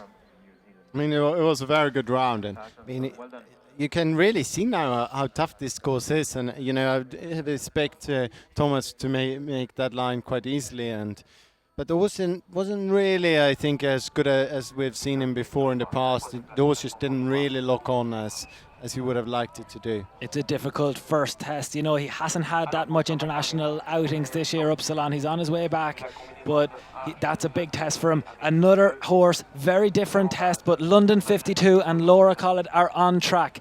8 internationals under their belt so far. They've only won CIC 3-star before. They did, you know, and so you can tell only... What am I trying to say? What I'm trying to say it's a big ask. I'm excited for them, but it's a very big ask. You're right. Well, Thomas Carlyle and Upsilon, having had those couple of problems out at the SAP combination, coming to the Birbeck Barrels at 15 A and B. Birbeck Barrels just on the one stride down the hill. You can just see how careful this horse is as he gets the final element. Tom not chasing the clock at this stage, just looking for a confidence-building run. Laura Collett, London 52. So careful, this horse in the show jumping. Gave the coloured poles plenty of air, and you can see that in his cross-country as well. 31.0. Laura can be 6 seconds over the time cross-country to go ahead of Vittoria Panizon. But, as Derm has said, it is a horse that is relatively inexperienced at this level. So... very much looking for a confidence-building run and good solid series points as well. For Great Britain. As Carlyle. Going up to the 9A, 9B now. Just going on to the FRBSE table at 18. Nice inviting forward fence before they come to the Event Rider Masters leg. Now we see this crucial line again, see what Laura makes of it. Oh, well, she went for the 2 strides. London 52 said, I'm actually going on 3 months, but they went clear. But I thought, you know, that's a little bit about cross-country riding. You know, either way, I thought, she gave it a good ride. She rode determinedly and she made it happen. She didn't really get the shot to the corner, but still, like she made a good thing out of it. Well, Thomas Carlyle putting his hand up, deciding to call it a day with Upsilon. I'm sure we'll see this combination out on another occasion as away from the start. Maxime Livio for France, Tina de la Fief, 30.8 in 6th position after the first 2 phases. Put in a super clear round in the show jumping, this horse. Seem very experienced. This horse would be fairly short of international match practice recently. Hasn't run internationally since the Muir in May 2017. But I think it's also these French riders, they have a good national classes in France and with a lot of money. So, they tend to stay and do a lot of those classes. So that doesn't really need to mean much. This guy is a very fast rider and I think he will give it a good try. You can really see we're seeing riders set out now looking like they're motoring from the very early part of Rudiger Schwarz's cross-country track. Maxime, 30.8 in 6th position to this final phase. Never made an Event Rider Masters podium. Previous best was Bramham 2016 with the Picador. Yeah, I mean, I think he would have a good chance, I think, with the time as it is and with how difficult it's shown to be. Laura's doing a great job. She made it happen. The horse was a little bit looking and she's riding very good at the moment. The back from a second. Well, she is riding very well, and she's not far off the time as well. We're going to get a clock check at the Event Rider Masters Lake because she needs to be jumping in here with 1:17 on the clock, and she is up on the clock. So Laura Collett comes through the Event Rider Masters Lake, beautifully done through there, and this is pure class from this young lady. Am I allowed to compare that horse to Mr. Bass? Just a second, because Maxime Livio running into problems at the SAP angled brushes, that takes him out of contention. It's not really a day for the French today, is it? You would have thought that he'd easily make that. To have that on the first one, you'd be quite surprised, really. It could be the day for this young lady. Well, deciding to call it a day, Tina de la Fief is walking off course with Maxime Livio as Laura Collett is heading towards home. Well, Clark Johnston heads on to the 3rd position on the podium. Vittoria Panizon, our leader, remember, on a score of 33.5. And Sarah Cohen currently sitting in 2nd. But this young lady coming towards the end of her round could go to the top of that podium. Laura Collett, London 52. She's 7 seconds on the clock to get home. She has got 6 seconds in hand to go ahead of Vittoria Panizon. We've got a new leader. It is going to be Laura Collett. Remember the name, London 52, 3 seconds over the time. That is a huge performance, not only in the leg here in Arville, but in terms of the series. I thought that was very well deserved. She rode a real round. She made it happen, and that was very good of Laura. And the horse went a bit green, but she supported it and did a very good job with it. So let's just remind you of your top 3 at the moment. Laura Collett has gone into the lead, 1.2 time, 32.2 is the score to beat. Then it is Borough Pennies, Italy, with Vittoria Panizon 33.5, and then 33.7, Sarah Cohen and Treason. But Janelle Price, Cloud Dancer, owned by the Marley and Me Syndicate, is on course, and an early problem at the 4th. That is 20 penalties, and an expensive 20 penalties as well, Ludwig. Yeah. You would not really.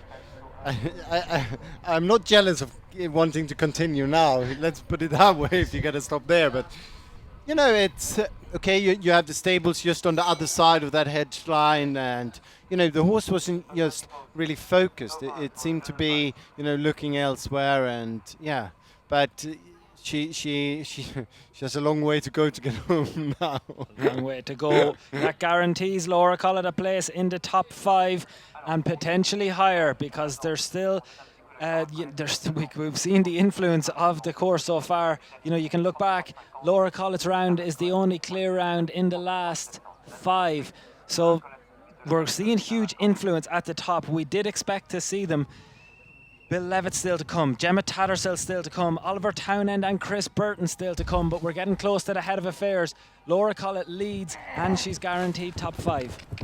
I mean, I can't really wait. I mean, now it is starting to get super exciting, with the lot becoming, and like, it will be easy to see if they make it so easy or if they will struggle as well. We've had some very good riders out, but it's showing that the more experienced horses have been better. But yeah, I mean, just now it is so exciting. It's. What do you think? Who is going to win this? I don't know. It's. I think Chris Burton, Polystar have to remain favourite because of their speed, but we've seen already that the jumping is causing even more difficulties than just time penalties here. It's playing out exactly as you would expect at Arville. It played out exactly as the previous trends expected. It showed we had a 50% jumping clear rate. We're going to come up with our jumping clear rates for today, but they're going to be low. Nobody, and Cloud Dancer again, Ludwig. Yeah. I mean, okay, it's not so easy, she had that early stop.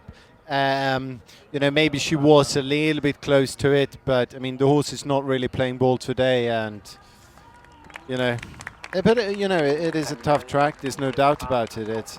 Yeah, I mean, we've had Tim and Janelle both with stops. I mean, we've had some world class riders struggling around this track. Before today, I couldn't believe it. I think this is probably the moment for us to just take a moment and look at the leaderboard as it stands, because we've 4 combinations still to go cross country. We're into the top 4. The leader at the moment is Laura Collett, London 52 on 32.2. So we've certainly seen plenty of drama in this top 10. And the leaderboard is changing all the time. Can Laura Collett hold on? Well, one thing is for certain, she's picking up really good series points this weekend, and they will be building on the 24 that she already has in the bank. Now, though, it is a man who has not quite ever finished on an Event Rider Masters podium. Will it happen here in Arville? It is Bill Levitt with Shannondale Titan. They were 5th in Wiesbaden last year, 6th at Blenheim in the Event Rider Masters Series finale. This is a horse hugely experienced, 29.8. Bill has 5 seconds that he can add to his penalty score. So 2 penalties he could add to his score in total, and he could go ahead of Laura Collett. But of course, that would open up the gap on those still to come ahead of him. I mean, this is a lovely guy, It's been around for a long time, and it'd be great to see him up there. Really really good guy, and it'd be very well deserved for him to get a podium finish. Well, Bill Levitt is out at the early part of his round, and he is motoring with Shannondale Titan, owned by Bill alongside the Prentice family. But there is Laura Collett taking her place at the top of the podium. Clark Johnston will go off into 4th, Vittoria into 2nd, and Sarah into 3rd. My word, Hannah, what a finish we have in store for us. Oh, absolutely superb, Nicole. Laura Collett, I mean, first class. You must be delighted. I'm so proud of that horse because he is not really ready for this level, but he just got braver and braver and trusted me 100%, and it's amazing. He only, he was show jumping till 2 years ago, July 2 years ago, so he's come an awfully long way in a very short time, and he's very, very exciting. There are some tough questions out there causing a lot of problems. You made it look easy, though. Oh, he's a class horse. From day dot, I thought he was just going to be a superstar, but he's got a bit of a quirky brain, and he's just, if he trusts me, he'll do anything. So really, really, really happy. Okay, well, congratulations. Well done. Thank you. Well, how long can she stay there? This man is looking to push her off the top spot. Bill Levitt and Shannondale Titan coming to the SAP corner combination. This has been one of the most influential fences on this Rüdiger Schwarz track. It has certainly caused its fair share of problems. So Bill sets up for the first element. Comes to the big box brush. That's a good line to the corner. And you see all of this horse's experience there, Ludwig. Yeah, but he rode that very well. You know, okay, he put in, you know, compared to Christopher, one more stride, but he rode that very well. It was very clear for the horse, and, you know, the horse was thinking a little bit to go left there, and he supported the horse and kept it right. You know, he rode a very, very good ride there. Shenandoah Titan has 26 CIC 3-star runs. That's more than any other horse in the field. Currently, we have a 52% jumping clear rate. That's exactly, well, 50% is what we've seen over the last 5 years. The Event Rider Masters track is proving as influential as Arville always has. There is Gemma Tattersall, Chica Bella P in a podium position. She's in third, waiting down at the start, just being counted down. The starter before she'll get the green light to go ahead out on course. But Bill Levitt and Shenandoah Titan are really pressing down on that accelerator, and Bill is a man on a mission. What do you think about how are they doing on time, you know? We'll do a clock check for him in just a moment, because he's got 2:30 left on the clock. As he comes to the Burco barrels, he would need to be there in 2:15. So this is the first of the Burco barrels now. Obstacle he's about to jump, so he will be at some 5 seconds up on the clock. And I think we have seen that they're not really making up time, so he really needs to crack on, really. But they've had a very good ride so far, so hopefully he can keep it up and keep the pace up. Well, there goes Gemma Tattersall, the 2017 series champion. Chica Bella P, the horse that was instrumental to that series title last year, finished in 4th at Jardy and at Blenheim. Cross-country time penalties kept her off the podium on both of those occasions, but Gemma will be looking to put that behind her here, to put the pressure on Oliver and Chris Burton, who are still to come. But Bill Levitt is absolutely flying as he comes to the Event Rider Masters Lake in just a moment. He's got 5 seconds that he can be over the clock to go ahead of our current leader, Laura Collett. Well, he needs to be jumping into the Event Rider Masters Lake with 1:17 on, so he's 2 seconds up on the clock as he comes here. But I think we're nearly seeing people losing time on this last bit. I thought it meant 2-star. You know, this last bit is not fast. You have a big climb there, and, you know, it's really tough, and you want to make sure you have a fit horse that keeps moving. Well, Gemma Tattersall, Chica Bella P, this is a horse who we don't get to see very often, but when we do, she's always very competitive. I mean, you know, this is getting really exciting now. You know, we have some of the top in the world here, and, you know, it's really, really exciting. You know, we're starting to jump up and down now. Yes, you are, Ludwig. Come on, Bill. Bill Levitt's time, he was 4.8. He needs to kick. He needs to kick. He needs to kick. He can't pull. He needs to kick. He's going the wrong way. Well, he's 25 seconds in hand to get home. Kick. So, Come on. Come on, Bill. Bill Levitt, Shenandoah Titan, coming to the final real question. He can't forget that this deserves respect. And he's got 10 seconds left to go. He's just got to clear the last. Remember, the clock can go red and go 5 seconds over for him to go to the top of the leaderboard. It's going to be exceptionally close. Bill Levitt, Shenandoah Titan. The clock has turned to 6 seconds, 32.2. He is on the same score as Laura, but she was quick across country, so Laura stays at the top of the podium. Agonisingly close for Bill, but still a massive performance for Shenandoah Titan. He'll still be pleased, if a little bit disappointed that he's not on the top spot. He's put all the phases together. Back to another. Now we see what favourite. Gemma does here.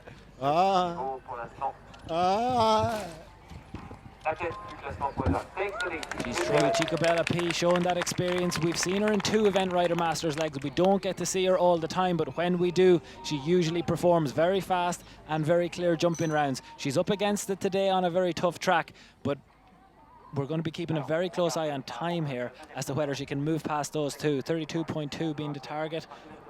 Well, 29.1 is her score. She could go 7 seconds over the optimum time of 6 minutes and go ahead of her very good friend, Laura Collett, who is currently at the top of the podium. So just to remind you, Laura Collett, London 52.32.2 on the same score, but slightly slower cross-country, therefore in second, Bill Levitt, Shenandoah Titan, and in third, completing the top 3, Vittoria Panizon, Borough Penny's 33.5. Gemma Tattersall, though, in third position, is really motoring on Chica P, owned by Chris and Lisa Stone, who think the absolute world of this mare. She's been... I mean, this mare is top class. There's no doubt about absolutely it. is. You know, at that line, it really, really so genuine horse, and really, really worked with her and did a super job, the horse. But I think, they're struggling with time, because I think that last bit will be very, very dependent on fitness. It's a steep hill up, and it's like with Bill, we could see he lost a little bit momentum of that. But now we have, and I mean, now it's getting even more exciting. Oliver Townend, Kilner, Braden, Evo. For owner Sally-Ann Eggington, the combination who was second in Wiesbaden picked up good series points there. 28 points on the board for Oliver already. 24.7 in second position. Now Oliver... Gemma comes here to the coffin. But we must say Oliver is a masterclass on giving the horse a fast ride, nearly without the horse realizing it's going fast. And I think that's one of the key things here, is where people lose time is setting up, and that's where he's quick, because he doesn't set up, he just keeps the same rhythm. Well, Gemma Tattersall is going to be a couple of seconds down on the clock, actually, as she comes to the Event Rider Masters Lake. The question will be how far down on the clock? 3 seconds. So this is going to be very interesting to watch the latter part of her round as to whether she can go ahead of Laura Collett. About 5 seconds difference from where Bill was at that point. Bill didn't make the time. It doesn't look like Gemma's going to be able to make the time from there. Ludwig, that last part still has plenty of jumping. Yeah, and I mean, it depends a little bit how much you got left in the tank. That's the thing. Is, I think with Bill, he lost a little bit of momentum, and once you lost it, the time easily go away from you. But I mean, there we see Oliver. That is a quick turn. We saw Tim do a quick turn earlier, but that is a seriously quick turn, and just doesn't take the horse out of the rhythm. And I mean, The angled SAP brushes. Oliver Townend, Kilner, Braden, Evo. Gemma Tattersall coming towards home. Chica P. And Gemma is really pushing for that time now, because 29.1, the clock is ticking down. She's going to be into time penalties. She can be 7 seconds over the time and go ahead of Laura Collett. And she is going to have to use every ounce of her experience as she comes up the hill to the last, because the clock has turned red. Chica P, Gemma Tattersall clear the last. The clock is ticking up though, and 9 seconds over, 32.7. Gemma goes into third on the podium. Laura Collett. Now we have this crucial line for Oliver. Come on. Well, Oliver Townend, Kilner, Braden, Evo. This is a huge moment in the series and the leg, because that is a very expensive 20 penalties, and it is very costly. You can't believe that. I mean, that just shows how difficult it is. World number one. And I mean, in all honesty, I thought he gave the horse a very good ride. Almost identical to Upsilon. Well, that is. I thought he gave it even a better ride in all fairness, but that is a huge point in the series and the leg. Oliver Townend out of contention with Kilner, Braden, Evo. Laura Collett guaranteed a place on the podium, but what spot will it be? Bill Levitt, though, he's never finished on an Event Rider Masters podium. Is it going to happen here in Arville, Hannah? Well, it's looking better and better for him. Bill, 14 Event Rider Masters, no podiums. Could this be the weekend? Yeah, well, I got a great rider coming up, so a couple of riders, so we'll see. But it's nice to finish so well. But yeah, I want that podium! And I haven't got it yet. Well, Bill Levitt, actually, I can say, has got his Event Rider Masters podium, because he will be in no worse than third place. He's delighted. We're all delighted for him, because that has been a little while coming. I'm sure Bill won't mind me saying. But back to the action, because Oliver Townend and Kilner, Braden, Evo, they were the hot favourites coming into this leg, but the pressure out on course, that unfortunately means 20 penalties. It is worth very much noting, though, and I've absolutely no doubt that Oliver will know this, Derm, but he's actually still currently sitting inside the top 10 and could still pick up series points. Incredible. It shows the influence of the competition. But, Nicole? Chris Burton, Polystar, our leaders after the dressage and the show jumping are out on course. 23.6. He's going to have time in hand. But you say he has time in hand, but sometimes it's nearly better to think that you need to chase the time than think you have time in hand, because it becomes too expensive. Oliver Townend, I think, has put his hand up and decided to call it a day, with Kilner Brad and Evo saving the horse for another occasion. So we'll see them, I've no doubt, at another leg in the Event Rider Masters series. But Christopher Burton, Polystar, dubbed by Echo Ratings Chris Burton as the fastest rider in the world.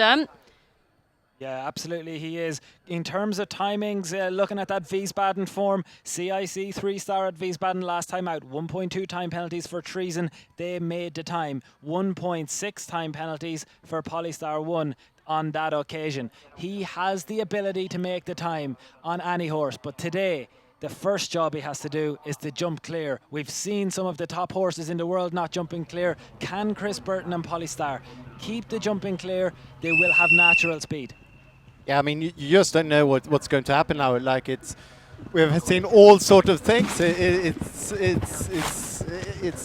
can't find a word for it. It's very exciting. One thing that we could say actually as well is we've seen this before in the Event Rider Masters. Chris Burton may not know that Oliver Townend has had a problem and pulled up out on course. So he could still be chasing that time as though he needs to be inside the time. In actual fact, he can be 21 seconds over the time and still take the win here in Arville. But he may not know that. It's very unlikely that he knows that, I would suggest, at the moment. It's very difficult to get that information back that quickly. For me, Nicole, it's not important because he has to jump clear. Let's stand back and watch. Yeah, now this is one of the crucial moments. I think, if he will win this class or not. Very good. I mean, that was a very good line. But you know, those ones, they put another stride in there and made it a bit wider. Well, Chris Burton, Polystar, is out on course. But let's go down to Hannah. My word, Hannah, this podium is changing. It is changing minute by minute. I literally can't keep track. We've got Bill Levitt, he's guaranteed a podium. Gemma Tattersall coming on in third place. Gem, that was awesome. Chicabella P, superb, wasn't she? She's unbelievable, having not run since Blenheim last year. She's so special to come out here in this difficult course, undulations, having had no runs at all, and she's just an out-and-out trier. And some of the biggest players on this event running out of fences all over the place. Absolutely, it's a serious track, and it's very undulating and twisty, and the time's really tight, puts you under pressure. Well, let's see what Chris Burton can do out on the track now. Well, Chris Burton has 2 minutes and 30 left on the clock as he's at the Event Rider Masters at Triple Bar. Comes to the Burko barrels. Really through there, not taking any chances as he comes to this final skinny. Clears it nicely. So Chris Burton and Polystar 23.6. I mean, he just needs to get a home in a good way, horse home in a good way and in a safe way. I mean, I can see him checking his watch. He's not slowing up. He definitely doesn't know, as far as I can see, he doesn't know that he has so much time in hand. Well, I'll tell you one thing. He needs to be jumping into this hollow with 1 minute and 40 on the clock. He's 9 seconds up on the clock at this stage of the competition. Chris Burton could be about to put in a massive winning margin here. Yeah, I mean, he has all the chance to do so, but, you know, he still needs to jump the last couple of fences. It's all well. Tout se passe à merveille. Coming to the water, Chris Burton, Polystar. 7 seconds up on the clock. He's got the time in hand. Remember, it is a case of jumping the fences clear. How much petrol in the tank does Polystar have left? There's Mark Todd, there's Marcio George watching on, giving us a bit of a wave as well, keeping in track with all of the action. That Chris Burton, can he make Australia's second ever win in Event Rider Masters? Shane Rose did it with Virgil at Blair Castle last year. Chris Burton was on the podium twice last year. Second at Blair, third at Blenheim, didn't make the top spot. Could he do it here? I mean, it's really going to be down to the last couple of fences, but he is looking good, and the horse has been very good so far. The time is absolutely fine. He doesn't need to worry about the time. He just needs to jump the fences clear. So Chris Burton and Polystar for Australia. Polystar owned by Trisha Rickards, who of course owns a classic Moe and Ferry Dynamo. Janelle Price's 2 4-star winners, comes to the final fence. He is absolutely cruising. Cool as cucumber. He's just got to jump the last and he will be inside the time here in Arville. He's comfortably clear of the last. He's comfortably inside the time, and he comfortably takes the 2018 Arville Event Rider Masters leg with a pure class performance in all 3 phases. I mean, you can't really say anything out of that. That was extremely well ridden. He rode it like he knows the horse, and yeah, did a super job with it. There's no doubt about it. It was well deserved. We know about his speed cross country. He made that easy in terms of speed. That was what was so interesting to watch. You could see him almost slowing down towards the end and still being the fastest round that we've ever seen in Arville. I think for me, it's a standout performance. We saw a couple of big standout performances across the first 2 legs of Event Rider Masters. Quarry Crest Echo and Piggy French springs to mind. What Polystar has achieved today and yesterday across those 3 phases, absolute perfection. It was on a very, very influential day cross country. We saw the top horses like Upsilon, horses like Kilnabred and Evo, all having problems. A standout performance from Polystar. And I think we're going to get to the podium soon, and I think there's a couple of other horses on that podium who've put in huge performances. Laura Collett's also laid down a very big marker, Nicole, on London 52. Well, it is all about the series as well, but my goodness, Arville has not let us down. We have seen so many thrills and spills, and the final placings look as follows. So Chris Burton, well, he has been absolutely class. He was second after dressage, but flawless performances in both the show jumping and the cross country means he secures his first ever Event Rider Masters leg, an absolutely huge winning margin as well. Laura Collett, London 52. Well, that's the first time Laura's ever finished on an Event Rider Masters podium, and with a young superstar as well.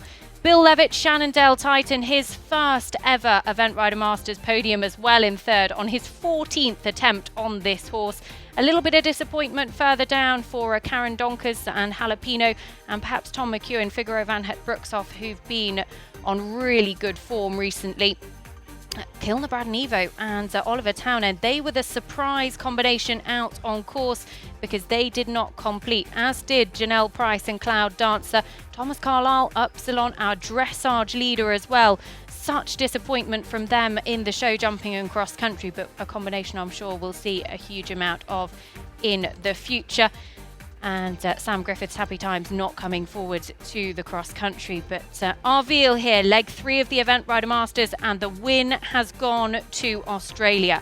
Chris Burton, he was on the podium twice last year. In the studio with me, Ludwig Svenestall and Byrne from Echo Ratings. Ludwig, just how impressive was that performance for us? Sum it up for us, because every single phase he got it right. I mean, you know, it was an outstanding performance, but I mean, you look at the results. You have Janelle Price, you have Mikael Jung, you have Oliver Townend, Upsilon, eliminate. Like, when has that ever happened? It is, you know, it's been a true cross-country competition, and, you know, Chris Burton, he rode a class through all 3 phases, but, you know, it's been a really, really tough competition here, and it's been great. Fantastic. And in terms of the time here, it had never been made here before this weekend. 2 people have made it. But also the difficulty here. It had a 50% rate, was that correct, before this weekend? And actually it stayed round about there. Exactly, yeah. Nicole, the one asterisk I kept putting on those stats all week when we've been talking about what to expect was that the Arville had never seen this quality of field, and maybe we wouldn't be able to show it. We've got the standings coming up after leg 3. Look at that. Laura Collett tops the podium. It is all changed. Laura Collett is at the top of the series leaderboard, 52 points with 2 very strong performances from her. Chris Burton hot on her heels. 3 points at this stage of the competition is absolutely nothing. Tim Price, well, he hasn't added to his 2 legs that he picked up at Chatsworth and Wiesbaden so far this year, and he'll be disappointed a little bit with that. Oliver Townend also doesn't add to his points tally, but Gemma Tafsel gets points on the board for the first time of the year. In fact, she picked up a couple of points at Chatsworth a little bit earlier on, but 24 points to add to that this year as well. And Clark Johnston, 20 points, a very good finish for him on his Event Rider Masters debut. So they are the series points, and of course it is the best 5 of the 6 legs that count in that series, Derm. So yes, 3 legs in, halfway. Laura's got a strong chance, but actually there's a lot of riders in there with a very good shout. She's got a strong chance. I think what's very exciting and what we've seen across the other years is how you see a young horse. We saw it with Gemma and Santiago Bay. We've seen it a number of occasions, watching these young horses come through and how they can begin to add to your string. Laura Collett, London 52. We said it about a year ago, was there another Mr. Bass in the making? Because their finishing under dressage score is very similar to Mr. Bass's profile. What an incredible performance from that young horse this weekend. Well, an incredible performance from all 3 combinations on the podium. What a treat we have had this afternoon, Hannah. What a treat we have had, Nicole. This really is sporting at its very, very best. Bill Levitt, the champagne is going to flow tonight. High five to that. Yes. 14 Event Rider Masters in your first podium. How does it feel? No, I'm just really pleased for the horse. He gave me everything out there today. He's taken a good bit more work this year, so I was able to get him fitter. So I've been able to up that speed because I've spent a lot of those series legs just dropping back after cross country. But he gave me everything today, and it was just a super way to finish. Well, watch out, world. Bill Levitt is on a mission now for the rest of the year. Well, that's the plan. That's the plan, yeah. Congratulations. Now, Laura Collett, what a superb weekend you have had. London 52, an amazing performance. Yeah, I'm a bit shocked, to be honest. Yeah, the horse is incredible, and I'm very, very lucky to have some seriously exciting young horses in my stable. And what is the plan now? I mean, you're just on a roll. You just got to keep going, haven't you? Well, I guess we have to go to Jardy now. Yeah, I think, it was all wait and see how we coped with this and make a plan after that. So, yeah, we'll crack on and give it a go at Jardy. Okay, well, it's all changed now because we're going to introduce our top spot. Laura is going to go into second. Bill is going to go into third. Because, ladies and gentlemen, our winner of leg 3 of the Event Rider Masters, Chris Burton. Chris, I know you want to do all your congratulations. What a weekend you and Polly Star have had. Oh, I'm thrilled. We're so excited. He gave me a lovely ride in all 3 phases, like you say. Tricia Rickard has now won badminton, Lumoulin and ERM at here, so unbelievable. Absolutely unbelievable. You had plenty of time in hand and you didn't need it. I mean, you motored around that course. There's a reason you're the fastest in the world. I don't know. He's a fast horse. I knew that I was up on my clock and I had plenty of time, but he loves galloping. I figured there was no point 2 of us pulling. Okay, well, huge congratulations. And for those of you joining us around the world, thank you so much for tuning in. We are now going to go into our presentation for these top 3 riders. It has been a monumental weekend of sport. So, and now to present 3rd place for Concours Complet d'Arville. For the leg 3 of the Event Rider Masters prize giving, please welcome Lisa Stone, Chairman of Event Rider Masters. She is presenting Bill Levitt, who rode Shannondale Titan, owned by Anne, Mike and Claire Prentice, representing Australia. They receive prize money of €9,500, a rosette and a bottle of champagne. And now please welcome Barbara de Liederkerke, Gilliam de Liederkerke, owner of Arville Estate, who will now present 2nd place, riding London 52, owned by Karen Bartlett, Keith Scott and Laura herself. Representing Great Britain, it's Laura Collett, receiving prize money of €13,500, a rosette and a bottle of champagne. And now, finally, Barbara de Liederkerke, event director here in Arville, to present the winner of the Event Rider Masters leg 3 in Arville, riding Polly Star, owned by Tricia Rickard, representing Australia, and ridden by Christopher Burton. They receive prize money of €18,000, a rosette and a bottle of champagne.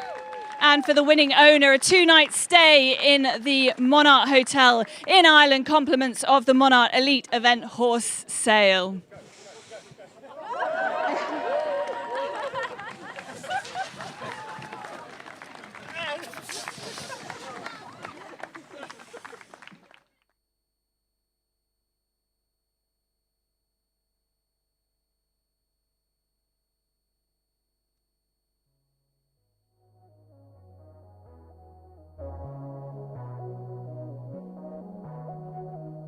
Chris Burton takes the title here in Arville. The first time we've ever been to Arville, the first time the Event Rider Masters has been to Belgium, and what a finish it was. Make sure you join us for all of the action for leg 4 in the 2018 Event Rider Masters series at the St James's Place Barbary Castle International Horse Trial, the 7th and the 8th of July. We hope you can join us for all of the action, because if it's anything like this weekend, the series in particular is going to be really shaken up on that leaderboard. We'll see you at Barbary.